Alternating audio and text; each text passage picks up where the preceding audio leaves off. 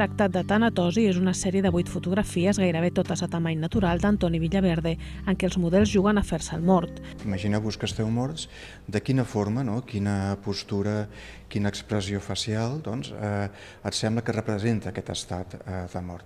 I això, enmig de moltes risses, hem aconseguit entrar en aquest estat.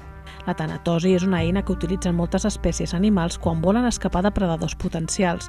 L'espectador de la mostra, en aquest cas, es converteix en predador dels seus iguals. Jo crec que hi ha moltes situacions en les quals, d'una forma o d'una altra, més clarament o més subtilment ens fem el mort. Situacions d'estrès, situacions d'hostilitat en les quals un s'inhibeix una mica. Això potser no ens donem compte.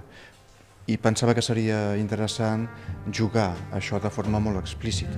L'artista més convida els visitants de la mostra que interactuïn i per això ofereix la possibilitat de votar a través d'uns gomets vermells i, segons el parer de cadascú, qui es fa millor al mort.